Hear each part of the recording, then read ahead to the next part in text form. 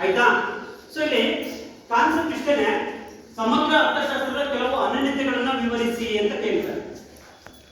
ಅರ್ಥ ಆಗುತ್ತಲ್ವಾ? ಸೊ ಇಲ್ಲಿ ನೋಡಿ, ರಾಷ್ಟ್ರೀಯ ವರಮಾನ ಅನ್ನೋದು ಅರ್ಥಶಾಸ್ತ್ರದಲ್ಲಿ ತುಂಬಾ ಹೆಚ್ಚಿನ ಪ್ರಾಮುಖ್ಯತೆಯನ್ನು ಪಡ್ಕೊಂಡಿದೆ. ಅರ್ಥಶಾಸ್ತ್ರದಲ್ಲಿ ರಾಷ್ಟ್ರೀಯ ವರಮಾನದ ಅಧ್ಯಯನ ಅತ್ಯಂತ ಹೆಚ್ಚು ಪ್ರಾಮುಖ್ಯತೆಯನ್ನು ಪಡ್ಕೊಂಡಿದೆ ಅನ್ನೋದು ನಮ್ಮೆಲ್ಲರಿಗೂ ಗೊತ್ತಿರುವಂತಹ ವಿಚಾರ.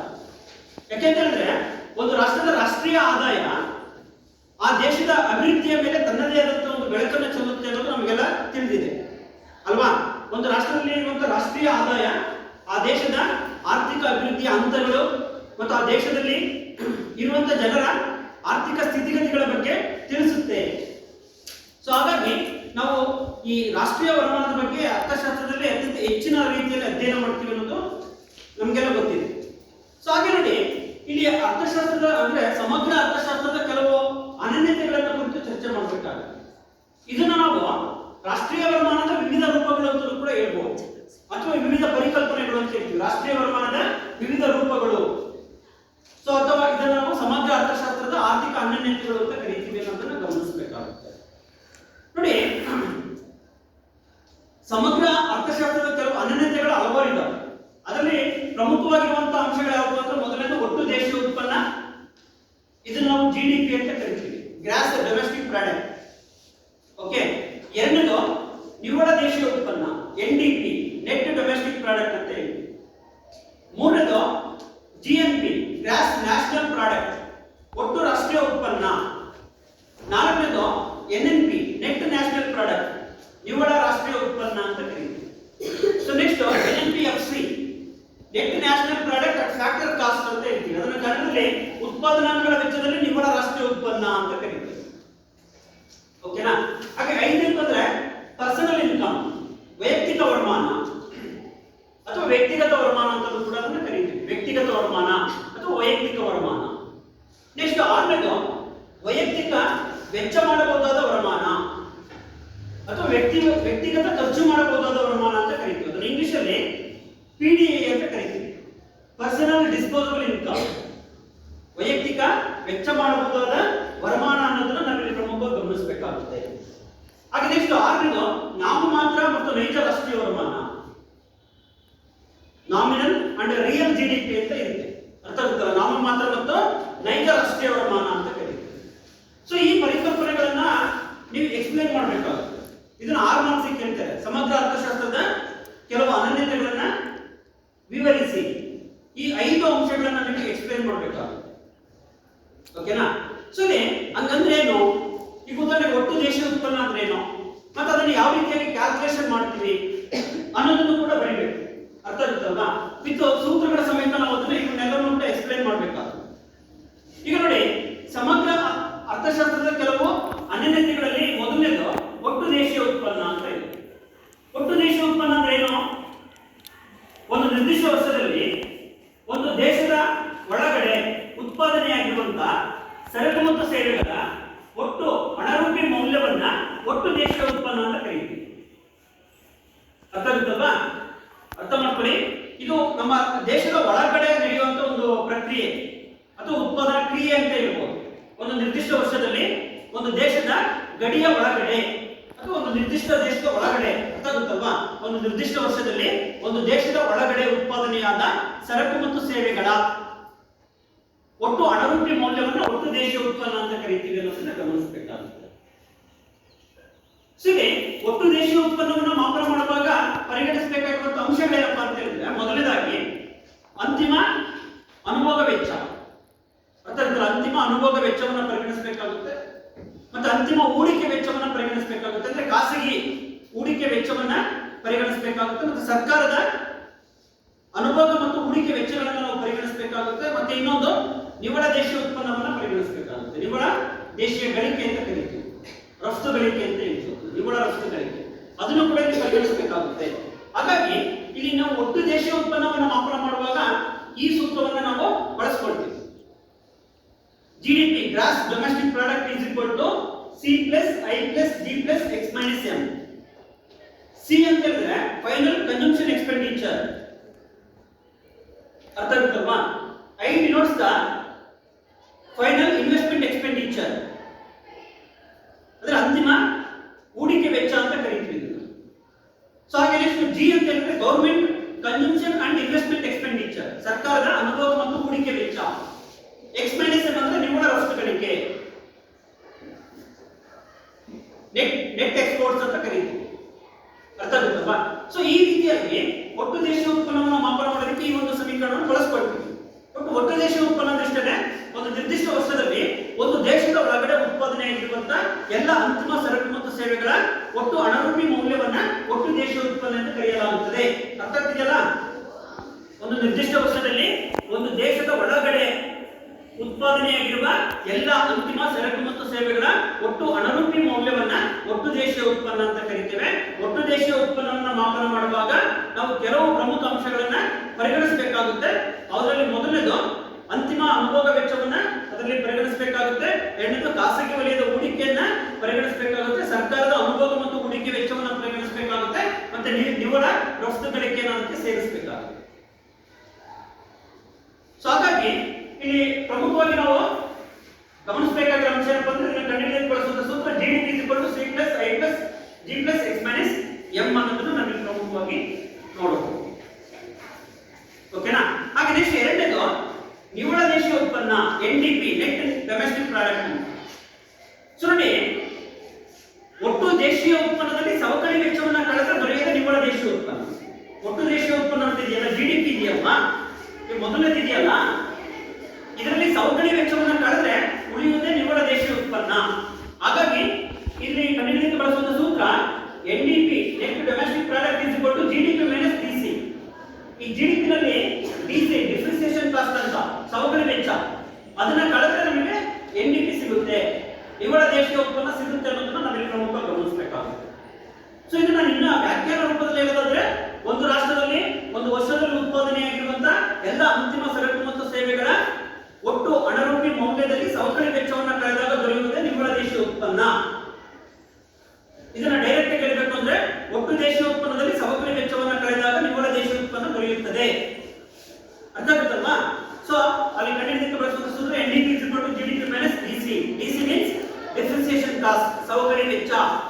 ಈ ಉತ್ಪಾದನೆ ಮಾಡುವಂತ ಸಂದರ್ಭದಲ್ಲಿ ಸವಕಳಿ ವೆಚ್ಚ ಬಂದಿರುತ್ತಲ್ವಾ, ಅದನ್ನ ಕಳಿಬೇಕಾಗುತ್ತದೆ. ಓಕೆ, ನೆಕ್ಸ್ಟ್ ಒಟ್ಟು ರಾಷ್ಟ್ರೀಯ ಉತ್ಪನ್ನ ಗ್ರಾಸ್ ನ್ಯಾಷನಲ್ ಪ್ರಾಡಕ್ಟ್ ಅಂತ ಇದೆ. ಗ್ರಾಸ್ ನ್ಯಾಷನಲ್ ಪ್ರಾಡಕ್ಟ್ ಅಂದ್ರೆ ಒಟ್ಟು ರಾಷ್ಟ್ರೀಯ ಉತ್ಪನ್ನ ಅಂದ್ರೆ ಏನಪ್ಪಾ ಅಂತಂದ್ರೆ ಒಂದು ನಿರ್ದಿಷ್ಟ ವರ್ಷದಲ್ಲಿ ಒಂದು ದೇಶದಲ್ಲಿ ಉತ್ಪಾದನೆಯಾಗಿರುವಂತಹ ಎಲ್ಲ ಅಂತಿಮ ಸರಕು ಮತ್ತು ಸೇವೆಗಳ ಮಾರುಕಟ್ಟೆ ಮೌಲ್ಯಕ್ಕೆ ನಿವ್ವಳ ವಿದೇಶಿ ಗಳಿಕೆಯನ್ನು ಸೇರಿಸಿದಾಗ ಒಟ್ಟು ರಾಷ್ಟ್ರೀಯ ಉತ್ಪನ್ನ ದೊರೆಯುತ್ತೆ ಅನ್ನೋದನ್ನ ಗಮನಿಸಬೇಕಾಗುತ್ತೆ. ಅರ್ಥ ಆಗುತ್ತಲ್ವಾ? ಅರ್ಥ ಮಾಡ್ಕೊಳ್ಳಿ. ಒಂದು ರಾಷ್ಟ್ರದಲ್ಲಿ ಒಂದು ವರ್ಷದಲ್ಲಿ ಒಂದು ರಾಷ್ಟ್ರದಲ್ಲಿ ಉತ್ಪಾದನೆಯಾಗಿರುವಂತಹ ಎಲ್ಲ ಅಂತಿಮ ಸರಕು ಮತ್ತು ಸೇವೆಗಳ ಅಣುರೂಪಿ ಮೌಲ್ಯಕ್ಕೆ ಅಥವಾ ಮಾರುಕಟ್ಟೆ ಮೌಲ್ಯಕ್ಕೆ ನಿವ್ವಳ ವಿದೇಶಿ ಗಳಿಕೆಯನ್ನ ಸೇರಿಸಿದಾಗ ಒಟ್ಟು ರಾಷ್ಟ್ರೀಯ ಉತ್ಪನ್ನ ದೊರೆಯುತ್ತದೆ. ಓಕೆನಾ? ಸೊ ಅದನ್ನ ಕಂಡುಹಿಡಿಯಲು ಬಳಸುವಂತ ಸೂತ್ರ GNP is equal to GDP. ಇದರಲ್ಲಿರುವಂತಹ ಅಂಶಗಳಿರ್ತವೆ C plus I plus G plus X minus M plus ವಿದೇಶಗಳಿಂದ ಬಂದ ಉತ್ಪಾದನೆಗಳ ನಿವ್ವಳ ಆದಾಯ. ಅರ್ಥ ಆಗುತ್ತಲ್ವಾ? GDP ಅಂದ್ರೇನು? C plus I plus G plus X minus M. GDP ಈ ನಾಲ್ಕು ಅಂಶಗಳು ಕೂಡ ಇರ್ತವೆ. C plus I plus G plus X minus M plus ವಿದೇಶಗಳಿಂದ ಬಂದ ಉತ್ಪಾದನೆಗಳ ನಿವ್ವಳ ಆದಾಯ. ಅರ್ಥ ಆಗುತ್ತಲ್ವಾ? ನಿವ್ವಳ ವಿದೇಶಿ ಗಳಿಕೆ ಅಂತ ಕರೀತೀವಿ. ನಿವ್ವಳ ವಿದೇಶಿ ಗಳಿಕೆ. ಹಾಗಾಗಿ ಇಲ್ಲಿ GDP ಗೆ ನಿವ್ವಳ ವಿದೇಶಿ ಗಳಿಕೆಯನ್ನ ಸೇರಿಸಿದ್ರೆ ನಮಗೆ GNP ಸಿಗುತ್ತೆ, ಒಟ್ಟು ರಾಷ್ಟ್ರೀಯ ಉತ್ಪನ್ನ ದೊರೆಯುತ್ತೆ ಅನ್ನೋದನ್ನು ನಾವು ಪ್ರಮುಖವಾಗಿ ನೋಡ್ತೀವಿ. ಹಾಗಾಗಿ ಒಂದು ವರ್ಷದಲ್ಲಿ ಒಂದು ರಾಷ್ಟ್ರದಲ್ಲಿ ಉತ್ಪಾದನೆಯಾಗಿರುವಂತಹ ಎಲ್ಲ ಅಂತಿಮ ಸರಕು ಮತ್ತು ಸೇವೆಗಳ ಮಾರುಕಟ್ಟೆ ಮೌಲ್ಯಕ್ಕೆ, ಅರ್ಥ ಆಗುತ್ತಲ್ಲ, ಮಾರುಕಟ್ಟೆ ಮೌಲ್ಯಕ್ಕೆ ನಿವ್ವಳ ವಿದೇಶಿ ಗಳಿಕೆಯನ್ನ ಸೇರಿಸಿದಾಗ ಒಟ್ಟು ರಾಷ್ಟ್ರೀಯ ಉತ್ಪನ್ನ ದೊರೆಯುತ್ತದೆ ಅಲ್ವಾ? ಸೊ ಒಟ್ಟು ರಾಷ್ಟ್ರೀಯ ಉತ್ಪನ್ನವನ್ನು ಮಾಪನ ಮಾಡೋದಕ್ಕೆ ಬಳಸುವಂತ ಸೂತ್ರ GNP is equal to GDP plus ವಿದೇಶಗಳಿಂದ ಬಂದ ಉತ್ಪಾದನೆಗಳ ನಿವ್ವಳ ಆದಾಯ ಅನ್ನೋದನ್ನು ನಾವು ಇಲ್ಲಿ ಪ್ರಮುಖವಾಗಿ ನೋಡಬಹುದು. ಓಕೆನಾ? ಸೊ ಹಾಗೆ ನೆಕ್ಸ್ಟ್ ನಾಲ್ಕನೇದು NNP, ನೆಟ್ ನ್ಯಾಷನಲ್ ಪ್ರಾಡಕ್ಟ್ ಅಂತ ಬರುತ್ತೆ, ನಿವ್ವಳ ರಾಷ್ಟ್ರೀಯ ಉತ್ಪನ್ನ. ಇದು ಸಿಂಪಲ್, ಮೇಲೆ ಮಾಡಿಲ್ವಾ? NDP is equal to GDP minus DC. ಹಂಗೆ ಒಟ್ಟು ರಾಷ್ಟ್ರೀಯ ಉತ್ಪನ್ನದಲ್ಲಿ ಸವಕಳಿ ವೆಚ್ಚವನ್ನು ಕಳೆದಾಗ ನಮಗೆ ನಿವ್ವಳ ರಾಷ್ಟ್ರೀಯ ಉತ್ಪನ್ನ ಸಿಗುತ್ತೆ. GNP ಲಿ DC ನ ಕಳೆದ್ರೆ NNP ಸಿಗುತ್ತೆ. ಒಟ್ಟು ರಾಷ್ಟ್ರೀಯ ಉತ್ಪನ್ನದಲ್ಲಿ ಸವಕಳಿ ವೆಚ್ಚವನ್ನು ಕಳೆದಾಗ ನಮಗೆ ನಿವ್ವಳ ರಾಷ್ಟ್ರೀಯ ಉತ್ಪನ್ನ ದೊರೆಯುತ್ತದೆ. ಹಾಗಾಗಿ ಅದನ್ನು ಕಂಡುಹಿಡಿಯಲು ಬಳಸುವಂತ ಸೂತ್ರ NNP is equal to GNP minus DC. DC means ಸವಕಳಿ ವೆಚ್ಚ, ಡಿಪ್ರಿಸಿಯೇಷನ್ ಕಾಸ್ಟ್, ಸವಕಳಿ ವೆಚ್ಚ ಅನ್ನೋದನ್ನು ನಾವಿಲ್ಲಿ ಪ್ರಮುಖವಾಗಿ ನೋಡಬಹುದು. ಇಷ್ಟು 4 ಆಯಿತು. ಈಗ 5ನೇ ಪರಿಣಾಮ ಉತ್ಪಾದನಾಂಗಗಳ ವೆಚ್ಚದಲ್ಲಿ ನಿವ್ವಳ ರಾಷ್ಟ್ರೀಯ ಉತ್ಪನ್ನ. ಎಂತ ಉತ್ಪಾದನಾಂಗಗಳ ವೆಚ್ಚದಲ್ಲಿ ನಿವ್ವಳ ರಾಷ್ಟ್ರೀಯ ಉತ್ಪನ್ನ ಅನ್ನೋದನ್ನು ನಾವಿಲ್ಲಿ ಪ್ರಮುಖ ನೋಡಬೇಕಾಗುತ್ತೆ. ಈಗ ಅದನ್ನ NNP-FC is equal to NDP-FC plus NIFA ಅಂತ ಹೇಳ್ಬೋದು. ಅರ್ಥ ಆಗುತ್ತಲ್ವಾ? ಸೊ ಇಲ್ಲಿ ನೋಡಿ, ಇಲ್ಲಿ ಪ್ರಮುಖವಾಗಿ ನಾವು ಇಲ್ಲಿ ಗಮನಿಸಬೇಕಾಗಿರೋ ಅಂಶ ಏನಪ್ಪಾ ಅಂತ ಹೇಳಿದ್ರೆ, ಉತ್ಪಾದನಾಂಗಗಳ ವೆಚ್ಚದಲ್ಲಿ ನಿವ್ವಳ ರಾಷ್ಟ್ರೀಯ ಉತ್ಪನ್ನ ಅಂದ್ರೆ ಏನಪ್ಪಾ ಅಂದ್ರೆ, ಒಂದು ರಾಷ್ಟ್ರದಲ್ಲಿ ಒಂದು ನಿರ್ದಿಷ್ಟ ವರ್ಷದಲ್ಲಿ ಒಂದು ರಾಷ್ಟ್ರಕ್ಕೆ ಸೇರಿದ ಉತ್ಪಾದನಾಂಗಗಳಾದ ಭೂಮಿ, ಶ್ರಮ, ಬಂಡವಾಳ ಮತ್ತು ಸಂಘಟನೆಗಳು ಪಡೆಯುವ ಪ್ರತಿಫಲಗಳಾದ ಗೇಣಿ, ಕೂಲಿ, ಬಡ್ಡಿ ಮತ್ತು ಲಾಭಗಳನ್ನು ಒಟ್ಟುಗೂಡಿಸಿದಾಗ ದೊರೆಯುವಂತಹ ಆದಾಯವನ್ನ ಉತ್ಪಾದನಾಂಗಗಳ ವೆಚ್ಚದಲ್ಲಿ ನಿವ್ವಳ ರಾಷ್ಟ್ರೀಯ ಉತ್ಪನ್ನ ಅಂತ ಕರೀತೇವೆ. ಅರ್ಥ ಆಗುತ್ತಲ್ವಾ? ಒಂದು ನಿರ್ದಿಷ್ಟ ವರ್ಷದಲ್ಲಿ ಒಂದು ರಾಷ್ಟ್ರಕ್ಕೆ ಸೇರಿದ ಉತ್ಪಾದನಾಂಗಗಳು ಪಡೆಯುವ ಗೇಣಿ, ಕೂಲಿ, ಬಡ್ಡಿ ಮತ್ತು ಲಾಭಗಳನ್ನು ಒಟ್ಟುಗೂಡಿಸಿದಾಗ ದೊರೆಯುವಂತಹ ಆದಾಯವೇ ಉತ್ಪಾದನಾಂಗಗಳ ವೆಚ್ಚದಲ್ಲಿ ನಿವ್ವಳ ರಾಷ್ಟ್ರೀಯ ಉತ್ಪನ್ನ. ಈ ಒಂದು ರಾಷ್ಟ್ರದಲ್ಲಿ ಸರಕುಗಳನ್ನು ಉತ್ಪಾದನೆ ಮಾಡುವಂತ ಸಂದರ್ಭದಲ್ಲಿ ಉತ್ಪಾದನಾಂಗಗಳನ್ನು ಬಳಕೆ ಮಾಡಿಕೊಳ್ತಾರಲ್ವಾ? ಹೌದಾ ಇಲ್ಲ? ಭೂಮಿ, ಶ್ರಮ, ಬಂಡವಾಳ ಮತ್ತು ಸಂಘಟನೆಯನ್ನು ಬಳಕೆ ಮಾಡಿಕೊಳ್ತಾರೆ. ಇವುಗಳನ್ನ ಉತ್ಪಾದನಾ ಪ್ರಕ್ರಿಯೆಯಲ್ಲಿ ಬಳಸಿಕೊಂಡಿದ್ದಕ್ಕೆ ಅವುಗಳ ಸೇವೆಗೆ ನಾವು ಪ್ರತಿಫಲವನ್ನು ಕೊಡಬೇಕು. ಆ ಪ್ರತಿಫಲವನ್ನು ಕೊಡ್ತೀವಲ್ವಾ, ಅವನ್ನ ಒಟ್ಟುಗೂಡಿಸಿದಾಗ ದೊರೆಯುವಂತ ಆದಾಯ ಇದೆಯಲ್ಲ, ಅದನ್ನು ನಾವು ಉತ್ಪಾದನಾಂಗಗಳ ವೆಚ್ಚದಲ್ಲಿ ನಿವ್ವಳ ರಾಷ್ಟ್ರೀಯ ಉತ್ಪನ್ನ ಅಂತ ಕರಿತೀವಿ. ಅಂದ್ರೆ ಒಂದು ವರ್ಷದಲ್ಲಿ ಒಂದು ರಾಷ್ಟ್ರಕ್ಕೆ ಸೇರಿದ ಉತ್ಪಾದನಾಂಗಗಳು ಪಡೆಯುವ ಗೇಣಿ, ಕೂಲಿ, ಬಡ್ಡಿ ಮತ್ತು ಲಾಭಗಳನ್ನು ಒಟ್ಟುಗೂಡಿಸಿದಾಗ ದೊರೆಯುವಂತ ಆದಾಯವನ್ನ ಉತ್ಪಾದನಾಂಗಗಳ ವೆಚ್ಚದಲ್ಲಿ ನಿವ್ವಳ ರಾಷ್ಟ್ರೀಯ ಉತ್ಪನ್ನ ಅಂತ ಕರಿತೀವಿ ಅನ್ನೋದನ್ನ ಗಮನಿಸಬೇಕಾಗುತ್ತೆ. ಇದನ್ನ ಕಂಡುಹಿಡಿಯಲು ಬಳಸುವಂತ ಸೂತ್ರ ಯಾವುದಪ್ಪ ಅಂದ್ರೆ NNP-FC, net national product at factor cost ಅಂತ. ಅರ್ಥ ಆಗುತ್ತಲ್ವಾ? NNP-FC ಅಂದ್ರೆ net national product at factor cost equals NDP-FC, net domestic product at factor cost plus NIFA, net income from abroad ಅಂತ. ನೆಟ್ ಇನ್ಕಮ್ ಫ್ರಮ್ ಅಬ್ರಾಡ್, ವಿದೇಶಗಳಿಂದ ಪಡೆಯುವಂತ ನಿವ್ವಳ ಆದಾಯ. ಅರ್ಥ ಆಗುತ್ತಲ್ವಾ? Net factor income from abroad, ವಿದೇಶಗಳಿಂದ ಪಡೆಯುವಂತ ಉತ್ಪಾದನಾಂಗಗಳ ನಿವ್ವಳ ಆದಾಯ ಅಂತ ಕರೀತೀವಿ. ವಿದೇಶಗಳಿಂದ ಪಡೆಯುವಂತ ಉತ್ಪಾದನಾಂಗಗಳ ನಿವ್ವಳ ಆದಾಯ. ಸೊ ಇವನ್ನ ಕೂಡಿದ್ರೆ ನಮಗೆ ಉತ್ಪಾದನಾಂಗಗಳ ವೆಚ್ಚದಲ್ಲಿ ನಿವ್ವಳ ರಾಷ್ಟ್ರೀಯ ಉತ್ಪನ್ನ ಸಿಗುತ್ತೆ. ಅದನ್ನ ಕಂಡುಹಿಡಿಯಲು ಬಳಸುವಂತ ಸೂತ್ರ NNP-FC is equal to NDP-FC plus NIFA. Okay. So ಹಾಗೆ ನೆಕ್ಸ್ಟ್ 5ನೇ ಬಂದಾಗ ವೈಯಕ್ತಿಕ ವರಮಾನ ಅಂತ ಬರುತ್ತೆ. ಪರ್ಸನಲ್ ಇನ್ಕಮ್, ವೈಯಕ್ತಿಕ ವರಮಾನ ಅನ್ನೋದನ್ನು ನಾವು ಪ್ರಮುಖವಾಗಿ ನೋಡಬಹುದು. ಏನು ವೈಯಕ್ತಿಕ ವರಮಾನ ಅಂದ್ರೆ, ಒಂದು ನಿರ್ದಿಷ್ಟ ವರ್ಷದಲ್ಲಿ, ಅರ್ಥ ಆಗುತ್ತಲ್ವಾ?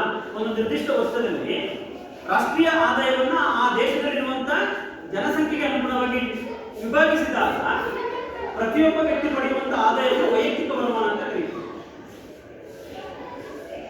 ಅರ್ಥ ಆಗುತ್ತಲ್ವಾ? ಒಂದು ನಿರ್ದಿಷ್ಟ ವರ್ಷದಲ್ಲಿ ಒಂದು ರಾಷ್ಟ್ರದ ರಾಷ್ಟ್ರೀಯ ವರಮಾನವನ್ನ ಆ ದೇಶದ ಜನಸಂಖ್ಯೆಯಿಂದ ಭಾಗಿಸಿದಾಗ ಪ್ರತಿಯೊಬ್ಬ ವ್ಯಕ್ತಿಗೆ ದೊರೆಯುವಂತಹ ಆದಾಯವನ್ನ ನಾವು ವೈಯಕ್ತಿಕ ವರಮಾನ ಅಂತ ಕರಿತೀವಿ. ಅಥವಾ ಇನ್ನೂ ಬಹಳ ಸಿಂಪಲ್ ಹೇಳ್ಬೇಕು ಅಂತಂದ್ರೆ, ಒಂದು ನಿರ್ದಿಷ್ಟ ವರ್ಷದಲ್ಲಿ ರಾಷ್ಟ್ರೀಯ ಆದಾಯದಿಂದ ಪ್ರತಿಯೊಬ್ಬ ವ್ಯಕ್ತಿ ಪಡೆಯುವಂತಹ ಆದಾಯವನ್ನ ವೈಯಕ್ತಿಕ ವರಮಾನ ಅಂತ ಕರಿತೀವಿ. ಅರ್ಥ ಆಗುತ್ತಲ್ವಾ? ಒಂದು ನಿರ್ದಿಷ್ಟ ವರ್ಷದಲ್ಲಿ ರಾಷ್ಟ್ರೀಯ ವರಮಾನದಿಂದ ಪ್ರತಿಯೊಬ್ಬ ವ್ಯಕ್ತಿಗಳು ಪಡೆಯುವಂತಹ ಆದಾಯವನ್ನ, ಅಂದ್ರೆ ಪ್ರತಿಯೊಬ್ಬ ವ್ಯಕ್ತಿಗಳು ಪಡೆಯುವ ಸರಾಸರಿ ಆದಾಯವನ್ನ ವೈಯಕ್ತಿಕ ವರಮಾನ ಅಂತ ಕರಿತೀವಿ. ಇದನ್ನ ಕಂಡುಹಿಡಿದ ಹೆಂಗೆ ವೈಯಕ್ತಿಕ ವರಮಾನವನ್ನ? ಒಟ್ಟು ರಾಷ್ಟ್ರೀಯ ವರಮಾನ ಇದೆ ಅಲ್ವಾ? ವೈಯಕ್ತಿಕ ವರಮಾನ ಈಕ್ವಲ್ಸ್ ಒಟ್ಟು ರಾಷ್ಟ್ರೀಯ ವರಮಾನ ಡಿವೈಡೆಡ್ ಬೈ ಆ ರಾಷ್ಟ್ರದ ಜನಸಂಖ್ಯೆ. ಈಗ ಉದಾಹರಣೆಗೆ ನಮ್ಮ ದೇಶದ ರಾಷ್ಟ್ರೀಯ ವರಮಾನ ಇದೆಯಲ್ವಾ, ನಮ್ಮ ದೇಶದ ರಾಷ್ಟ್ರೀಯ ವರಮಾನವನ್ನು ನಮ್ಮ ರಾಷ್ಟ್ರದಲ್ಲಿರುವಂತಹ ಒಟ್ಟು ಜನಸಂಖ್ಯೆಯಿಂದ ಭಾಗಿಸಿದಾಗ ಪ್ರತಿಯೊಬ್ಬ ವ್ಯಕ್ತಿಗೆ ಬರುವಂತ ಸರಾಸರಿ ಆದಾಯ ಸಿಗುತ್ತೆ ನಮಗೆ. ಅದನ್ನು ನಾವು ವೈಯಕ್ತಿಕ ವರಮಾನ ಅಂತ ಕರಿತೀವಿ, ಪರ್ಸನಲ್ ಇನ್ಕಮ್. ಅರ್ಥ ಆಗುತ್ತಲ್ವಾ? ಸೊ ಹಾಗಾಗಿ ಒಂದು ನಿರ್ದಿಷ್ಟ ವರ್ಷದಲ್ಲಿ ರಾಷ್ಟ್ರೀಯ ವರಮಾನದಿಂದ ಪ್ರತಿಯೊಬ್ಬ ವ್ಯಕ್ತಿಗೆ ದೊರೆಯುವಂತಹ ಆದಾಯವನ್ನ ವೈಯಕ್ತಿಕ ವರಮಾನ ಅಂತ ಕರಿತೀವಿ, ಅಥವಾ ಅದನ್ನು ವ್ಯಕ್ತಿಗತ ವರಮಾನ ಅಂತ ಕರಿತೀವಿ, ಪರ್ಸನಲ್ ಇನ್ಕಮ್. ಓಕೆನಾ? ಈ ಪರ್ಸನಲ್ ಇನ್ಕಮ್ ಅನ್ನ ಕಂಡುಹಿಡಿಯಲಿಕ್ಕೆ ಒಂದು ಸೂತ್ರವನ್ನು ಬಳಕೆ ಮಾಡ್ಕೊಳ್ತೀವಿ ನಾವು. ಪರ್ಸನಲ್ ಇನ್ಕಮ್ ಅನ್ನ ಈ ವ್ಯಕ್ತಿಗತ ವರಮಾನ ಅಥವಾ ವೈಯಕ್ತಿಕ ವರಮಾನವನ್ನು ಕಂಡುಹಿಡಿಯಲಿಕ್ಕೆ ಈ ಸೂತ್ರವನ್ನು ಬಳಕೆ ಮಾಡಿಕೊಳ್ಳಿ. PI ಪರ್ಸನಲ್ ಇನ್ಕಮ್ ಅಂತ, ವೈಯಕ್ತಿಕ ವರಮಾನ ಈಕ್ವಲ್ಸ್ NI ನ್ಯಾಷನಲ್ ಇನ್ಕಮ್ ರಾಷ್ಟ್ರೀಯ ವರಮಾನ ಅಥವಾ ರಾಷ್ಟ್ರೀಯ ಆದಾಯ. ಅರ್ಥ ಗೊತ್ತಲ್ವಾ? NI national income. PI is equal to NI minus ವಿತರಣೆಯಾಗದ ಲಾಭಗಳು ಮೈನಸ್ ಕುಟುಂಬಗಳು ಮಾಡಿದ ನಿವ್ವಳ ಬಡ್ಡಿ ಪಾವತಿಗಳು ಮತ್ತೆ ಕಾರ್ಪೊರೇಟ್ ತೆರಿಗೆ ಪ್ಲಸ್ ಸರ್ಕಾರ ಮತ್ತು ಉದ್ಯಮ ಘಟಕಗಳಿಂದ ಕುಟುಂಬಗಳಿಗೆ ಪಾವತಿಯಾದ ವರ್ಗಾವಣೆ ಪಾವತಿ. ಸೊ ಈ ಸೂತ್ರವನ್ನು ಬಳಕೆ ಮಾಡಿಕೊಳ್ತೀವಿ ಅನ್ನೋದನ್ನ ಗಮನಿಸಬೇಕಾಗುತ್ತೆ. PI personal income is equal to NI national income minus ವಿತರಣೆಯಾಗದ ಲಾಭಗಳು ಮೈನಸ್ ಕುಟುಂಬಗಳು ಮಾಡಿದ ನಿವ್ವಳ ಬಡ್ಡಿ ಪಾವತಿಗಳು ಮೈನಸ್ ಕಾರ್ಪೊರೇಟ್ ತೆರಿಗೆ ಕಂಪನಿ ತೆರಿಗೆ ಅಂತ ಇದೆ. ಕಾರ್ಪೊರೇಟ್ ತೆರಿಗೆ ಪ್ಲಸ್ ಸರ್ಕಾರ ಮತ್ತು ಉದ್ಯಮ ಘಟಕಗಳಿಂದ ಕುಟುಂಬಗಳಿಗೆ ಪಾವತಿಯಾದ ವರ್ಗಾವಣೆ ಪಾವತಿಗಳು. ಓಕೆನಾ? ಸೊ ಈ ಸೂತ್ರದಲ್ಲಿ ನಾವು ಈ ಪರ್ಸನಲ್ ಇನ್ಕಮ್ ಅನ್ನು ಕಂಡುಹಿಡಿತೀವಿ. ಅಂದ್ರೆ ಏನಪ್ಪಾ ಅಂತ ಹೇಳಿದ್ರೆ, ಈಗ ವೈಯಕ್ತಿಕ ವರಮಾನವನ್ನು ಕಂಡುಹಿಡಿಯಬೇಕು ಅಂದ್ರೆ ರಾಷ್ಟ್ರೀಯ ವರಮಾನದಲ್ಲಿ ವರ್ಗಾವಣೆಯಾದ ವಿತರಣೆಯಾದ ಲಾಭಗಳನ್ನು ಕಳೆಯಬೇಕು, ಮೈನಸ್ ಕುಟುಂಬಗಳು ಮಾಡಿದಂತ ನಿವ್ವಳ ಬಡ್ಡಿ ಪಾವತಿಗಳನ್ನು ಕಳೆಯಬೇಕು, ಮೈನಸ್ ಕಾರ್ಪೊರೇಟ್ ತೆರಿಗೆಯನ್ನು ಕಳೆಯಬೇಕು. ಮತ್ತೆ ಅದಕ್ಕೊಂದು ಆಡ್ ಮಾಡಬೇಕಾಗುತ್ತೆ ಪ್ಲಸ್ ಯಾವುದೋ ಸರ್ಕಾರ ಮತ್ತು ಉದ್ಯಮ ಘಟಕಗಳು ಕುಟುಂಬಗಳಿಗೆ ಪಾವತಿ ಮಾಡಿದ ವರ್ಗಾವಣೆ ಪಾವತಿಗಳು ಅದನ್ನ ಆಡ್ ಮಾಡಬೇಕಾಗುತ್ತೆ. ಓಕೆನಾ? ಅಷ್ಟು ಮಾಡಿದ್ರೆ ನಮಗೆ ಪ್ರತಿಯೊಬ್ಬ ವ್ಯಕ್ತಿಗೆ ಆದಾಯ ಎಷ್ಟಿದೆ ಅನ್ನೋದು ಸಿಗುತ್ತೆ, ಪರ್ಸನಲ್ ಇನ್ಕಮ್ ಸಿಗುತ್ತೆ. ಹಾಗಾಗಿ PI is equal to NI minus ವಿತರಣೆಯಾಗದ ಲಾಭಗಳು ಮೈನಸ್ ಕುಟುಂಬಗಳು ಮಾಡಿದ ನಿವ್ವಳ ಬಡ್ಡಿ ಪಾವತಿಗಳು ಮೈನಸ್ ಕಾರ್ಪೊರೇಟ್ ತೆರಿಗೆ ಪ್ಲಸ್ ಸರ್ಕಾರ ಮತ್ತು ಉದ್ಯಮ ಘಟಕಗಳು ಕುಟುಂಬಗಳಿಗೆ ಪಾವತಿ ಮಾಡಿದ ವರ್ಗಾವಣೆ ಪಾವತಿಗಳು. ಓಕೆನಾ? ಸೊ ಅಷ್ಟು ಸೂತ್ರವನ್ನು ನಾವು ನೆನಪಿಟ್ಕೊಳ್ಳಿ. ನೆಕ್ಸ್ಟ್ ಆರನೇದು ವೈಯಕ್ತಿಕ ವೆಚ್ಚ ಮಾಡಬಹುದಾದ ವರಮಾನ. ವೈಯಕ್ತಿಕ ವೆಚ್ಚ ಮಾಡಬಹುದಾದ ವರಮಾನ ಪರ್ಸನಲ್ ಡಿಸ್ಪೋಸಬಲ್ ಇನ್ಕಮ್. ಈಗ ಒಬ್ಬ ವ್ಯಕ್ತಿ ಇದ್ದಾನೆ ಅಂತ ಹೇಳಿದ್ರೆ ಅವನಿಗೆ ಏನು ವೈಯಕ್ತಿಕ ವರಮಾನ ಬರುತ್ತೆ ಅಥವಾ ವ್ಯಕ್ತಿಗತ ವರಮಾನ ಬರುತ್ತೆ ಅದನ್ನ ಅಷ್ಟನ್ನು ಕೂಡ ಅವನು ಖರ್ಚು ಮಾಡಕ್ಕಾಗುತ್ತಾ? ಇಲ್ಲ. ಈಗ ನನಗೆ ಒಂದು ವರ್ಷಕ್ಕೆ 15 ಲಕ್ಷ ಸಂಬಳ ಬರುತ್ತೆ ಅಂತ ಹೇಳಿದ್ರೆ ನಾವು 15 ಲಕ್ಷನ ಖರ್ಚು ಮಾಡಕ್ ಬರಲ್ಲ.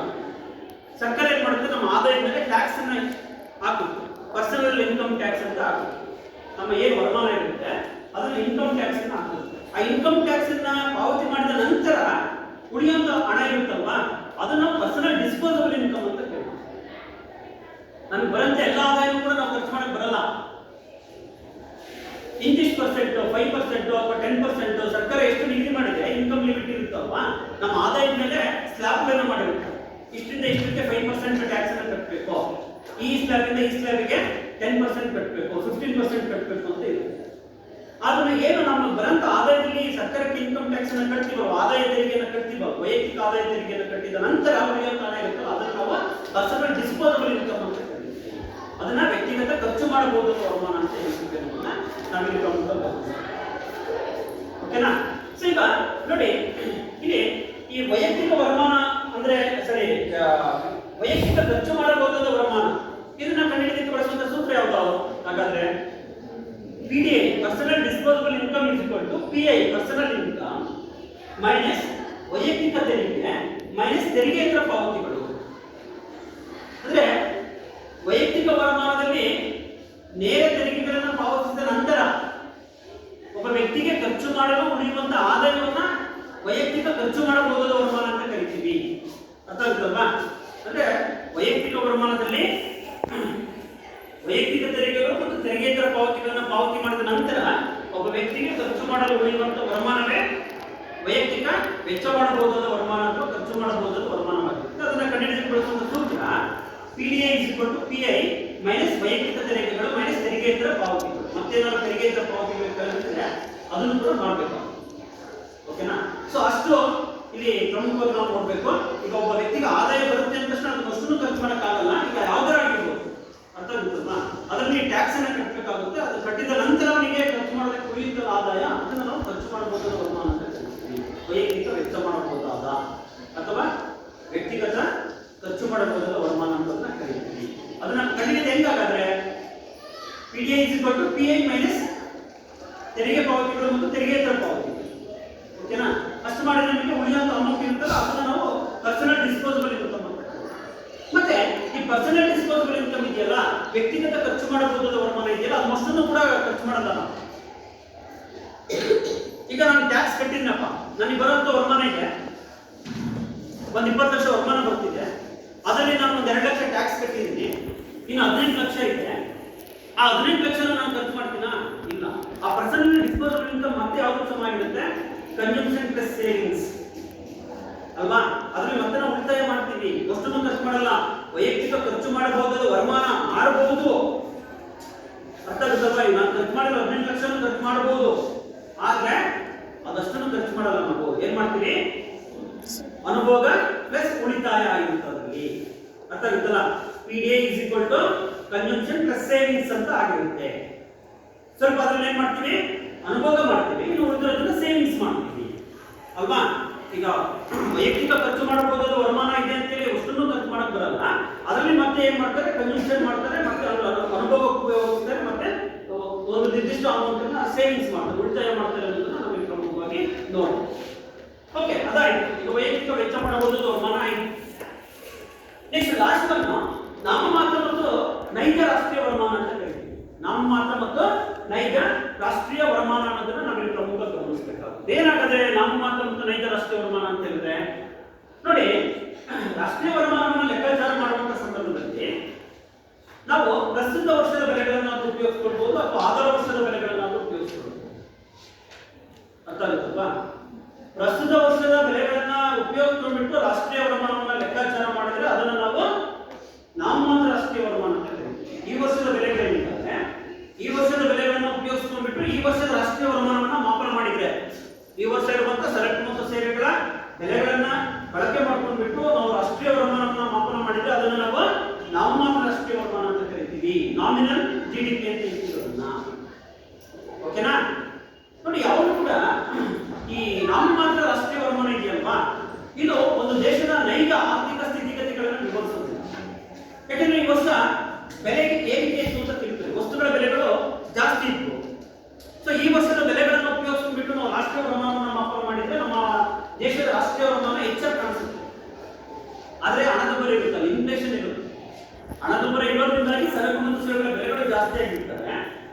ಆ ಸರಕು ಮತ್ತು ಸೇವೆಗಳ ಬೆಲೆಗಳನ್ನು ಉಪಯೋಗಿಸ್ಬಿಟ್ಟು ನಾವು ರಾಷ್ಟ್ರೀಯ ವರಮಾನವನ್ನ ಲೆಕ್ಕಾಚಾರ ಮಾಡಿದಾಗ ನಮ್ಮ ದೇಶದ ರಾಷ್ಟ್ರೀಯ ವರಮಾನ ಜಾಸ್ತಿಯಾಗಿ ಕಾಣಬಹುದು. ಆದ್ರೆ ಅದು ಆ ದೇಶದ ನೈಜ ಆರ್ಥಿಕ ಪರಿಸ್ಥಿತಿಯನ್ನು, ಆರ್ಥಿಕ ಸ್ಥಿತಿಗತಿಗಳನ್ನು ತಿಳಿಸೋದಿಲ್ಲ ಮತ್ತು ಜನರ ಜೀವನ ಮಟ್ಟವನ್ನು ಅದು ಸ್ಪಷ್ಟವಾಗಿ ತಿಳಿಸೋದಿಲ್ಲ. ಅರ್ಥ ಆಗುತ್ತಲ್ವಾ? ಹಾಗಾಗಿ ಎಲ್ಲ ರಾಷ್ಟ್ರಗಳಲ್ಲಿ ಏನ್ ಮಾಡ್ತಾರಪ್ಪ ಅಂದ್ರೆ ಒಂದು ಆಧಾರ ವರ್ಷ ಅಂತ ಫಿಕ್ಸ್ ಮಾಡ್ತೀವಿ. ಯಾವ ವರ್ಷದಲ್ಲಿ ಹಣದುಬ್ಬರ ಇರೋದಿಲ್ವೋ ಮತ್ತು ಆರ್ಥಿಕ ಕುಸಿತನೂ ಆಗಿರೋದಿಲ್ವೋ, ಬೆಲೆಗಳು ಹೆಚ್ಚು ಆಗಿರೋದಿಲ್ಲ, ಬೆಲೆಗಳು ಕಡಿಮೆನೂ ಆಗಿರೋದಿಲ್ಲ.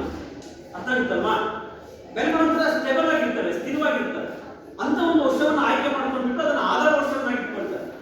ಈಗ ಆ ವರ್ಷದಲ್ಲಿ ಬೆಲೆಗಳು ಜಾಸ್ತಿನೂ ಆಗಿರೋದಿಲ್ಲ, ತುಂಬಾ ಕಡಿಮೆನೂ ಆಗಿರೋದಿಲ್ಲ, ಒಂದು ಸ್ಥಿರ ಬೆಲೆಗಳಿರ್ತವೆ ಅಂತ ತಿಳ್ಕೊಳ್ಳಿ. ಆ ವರ್ಷವನ್ನ ಆಧಾರ ವರ್ಷವನ್ನಾಗಿ ಇಟ್ಕೊಂಡ್ಬಿಟ್ಟು ಅಲ್ಲಿ ರಾಷ್ಟ್ರೀಯ ವರಮಾನವನ್ನ ಮಾಪನ ಮಾಡ್ತಾರೆ. ಅವಾಗ ಏನಾಗುತ್ತೆ ಅಂತ ಹೇಳಿದ್ರೆ, ಆ ರಾಷ್ಟ್ರೀಯ ವರಮಾನ ಆ ದೇಶದ ನೈಜ ಆರ್ಥಿಕ ಸ್ಥಿತಿಗತಿಗಳನ್ನ, ಜನರ ಜೀವನ ಮಟ್ಟವನ್ನು ತಿಳಿಸುತ್ತೆ. ಹಾಗಾಗಿ ಆಧಾರ ವರ್ಷದ ಬೆಲೆಗಳನ್ನ ಆಧಾರವಾಗಿ ಇಟ್ಕೊಂಡ್ಬಿಟ್ಟು ರಾಷ್ಟ್ರೀಯ ವರಮಾನವನ್ನ ಮಾಪನ ಮಾಡಿದ್ರೆ ಅದನ್ನ ನಾವು ನೈಜ ರಾಷ್ಟ್ರೀಯ ವರಮಾನ ಅಂತ ಕರಿತೀವಿ. ರಿಯಲ್ GDP ಅಂತ ಹೇಳ್ತೀವಿ. ಅರ್ಥ ಆಗುತ್ತಲ್ಲ? ಪ್ರಸ್ತುತ ವರ್ಷದ ಬೆಲೆಗಳನ್ನ ಆಧಾರವಾಗಿ ಇಟ್ಕೊಂಡ್ಬಿಟ್ಟು ರಾಷ್ಟ್ರೀಯ ವರಮಾನವನ್ನ ಮಾಪನ ಮಾಡಿದ್ರೆ ಅದನ್ನ ನಾಮಮಾತ್ರ ರಾಷ್ಟ್ರೀಯ ವರಮಾನ ಅಂತ ಕರಿತೇವೆ. ಅರ್ಥ ಆಗುತ್ತಲ್ವಾ? ಆಧಾರ ವರ್ಷದ ಬೆಲೆಗಳನ್ನ ಆಧಾರವಾಗಿ ಇಟ್ಕೊಂಡ್ಬಿಟ್ಟು ರಾಷ್ಟ್ರೀಯ ವರಮಾನವನ್ನ ಮಾಪನ ಮಾಡಿದ್ರೆ ಅದನ್ನ ನೈಜ ರಾಷ್ಟ್ರೀಯ ವರಮಾನ ಅಂತ ಕರಿತೀವಿ. ಸೊ ಇವೆರಡು ಕಾನ್ಸೆಪ್ಟ್, ನಾಮಮಾತ್ರ ಮತ್ತು ನೈಜ ರಾಷ್ಟ್ರೀಯ ವರಮಾನ ಅಂತ ಬರುತ್ತೆ. ಓಕೆನಾ? ಅರ್ಥ ಆಯ್ತಲ್ವಾ? ನಾಮಮಾತ್ರ ಮತ್ತು ನೈಜ ಅಂತ ಅರ್ಥ ಆಯ್ತಲ್ವಾ? ಪ್ರಸ್ತುತ ವರ್ಷದ ಬೆಲೆಗಳನ್ನ ಆಧಾರವಾಗಿ ಇಟ್ಕೊಂಡ್ಬಿಟ್ಟು ರಾಷ್ಟ್ರೀಯ ವರಮಾನವನ್ನ ಮಾಪನ ಮಾಡಿದ್ರೆ ಅದನ್ನ ನಾಮಮಾತ್ರ ರಾಷ್ಟ್ರೀಯ ವರಮಾನ ಅಂತ ಕರಿತೀವಿ. ಆಧಾರ ವರ್ಷದ ಬೆಲೆಗಳನ್ನ ಆಧಾರವಾಗಿ ಇಟ್ಕೊಂಡ್ಬಿಟ್ಟು ರಾಷ್ಟ್ರೀಯ ವರಮಾನವನ್ನ ಮಾಪನ ಮಾಡಿದ್ರೆ ಅದನ್ನ ನೈಜ ರಾಷ್ಟ್ರೀಯ ವರಮಾನ ಅಂತ ಕರಿತೀವಿ. ಸೊ ಇಷ್ಟು ಸಮಗ್ರ ಅರ್ಥಶಾಸ್ತ್ರದ ಕೆಲವು ಅನನ್ಯತೆಗಳು ಅಂತ. ಓಕೆನಾ? ಓಕೆ. ಸೊ ಇಲ್ಲಿ ಮುಖ್ಯವಾಗಿ ನಾನು ಇನ್ನೊಂದ್ಸರಿ ಹೇಳ್ತೀನಿ ನೋಡಿ, ಸಮಗ್ರ ಅರ್ಥಶಾಸ್ತ್ರದ ಕೆಲವು ಅನನ್ಯತೆಗಳು ಇಲ್ಲಿ 7 ಪಾಯಿಂಟ್ ಬರುತ್ತೆ. ಈ 7 ಪಾಯಿಂಟ್ ಅಲ್ಲಿ ಮೊದಲನೇದು ಒಟ್ಟು ದೇಶೀಯ ಉತ್ಪನ್ನ GDP. ಇದನ್ನ ಕಂಡುಹಿಡಿಯಲು ಬಳಸುವಂತ ಸೂತ್ರ GDP C plus I plus G plus X minus M. ಓಕೆನಾ? ಎರಡನೇದು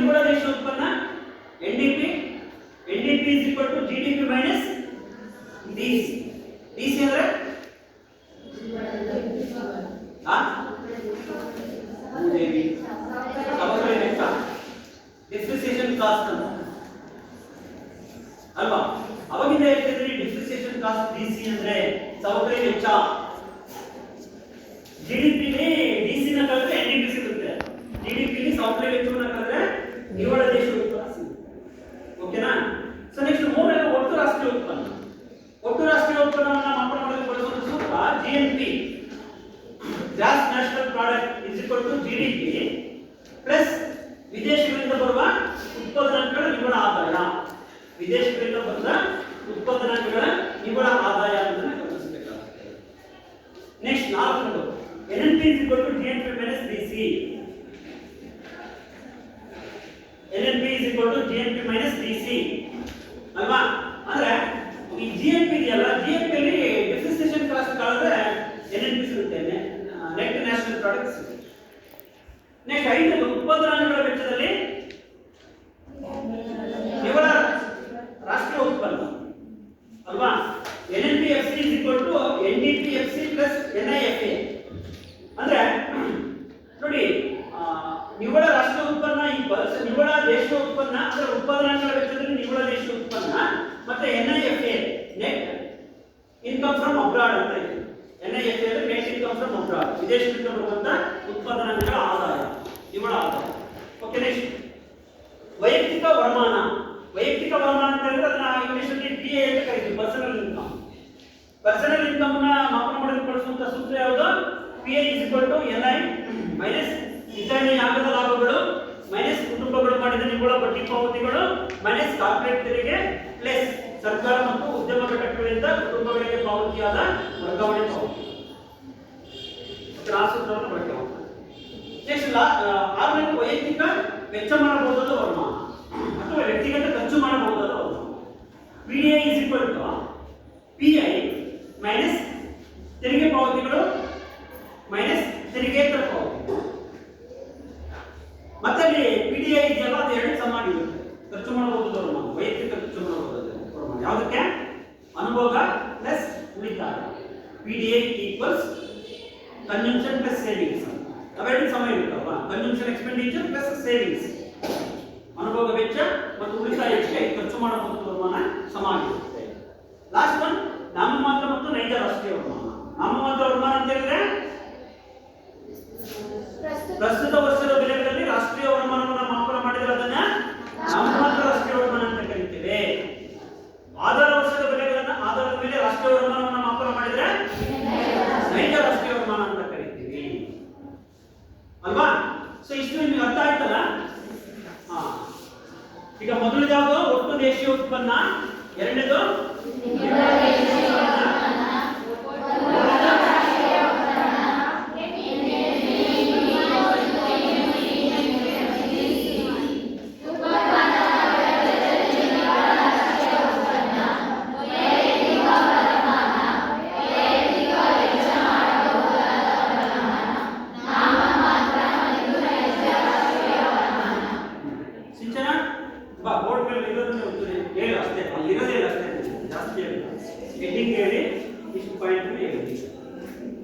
ಸಮಗ್ರ ಅರ್ಥಶಾಸ್ತ್ರದ ಕೆಲವು ಅನುಮಿತಿಗಳಿವೆ.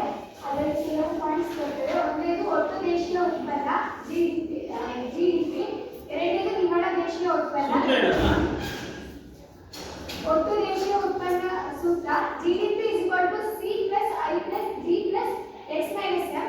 ನಿವ್ವಳ ದೇಶೀಯ ಉತ್ಪನ್ನ ಎನ್ಡಿಪಿ ಸೂತ್ರ NDP is equal to GDP minus DC. ಮೂರನೇದು ಒಟ್ಟು ರಾಷ್ಟ್ರೀಯ ಉತ್ಪನ್ನ ಜಿಎನ್ಪಿ ಸೂತ್ರ GNP is equal to GDP plus ವಿದೇಶಗಳಿಂದ ಬಂದ ಉತ್ಪನ್ನಾಂಗಗಳ ನಿವ್ವಳ ಆದಾಯ. ನಾಲ್ಕನೇದು NNP is equal to GNP minus DC.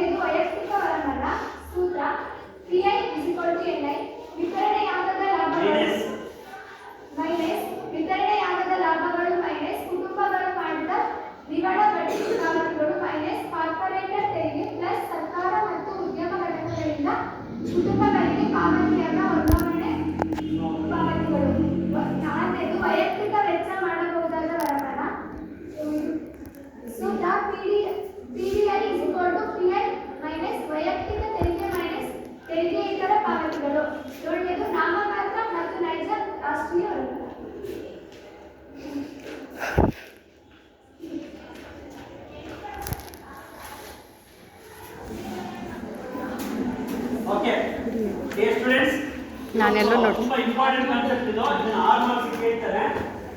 At least ಇಷ್ಟು ಪಾಯಿಂಟ್ ನಿಮಗೆ ನೆನಪಿರಬೇಕು. ನೀವು ಅದರಲ್ಲಿ ಎಕ್ಸ್ಪ್ಲೇನ್ ಮಾಡಬೇಕು, ಇಂಪಾರ್ಟೆಂಟ್. ಬಟ್ ಬೇಸಿಕ್ ನಿಮಗೆ ಈ ಒಂದು ಕ್ವಶನ್ ಎಲ್ಲ ಕೇಳಿದ್ರೆ ಇಷ್ಟು ಬೇಸಿಕ್ ನಿಮಗೆ ಗೊತ್ತಿರಬೇಕು.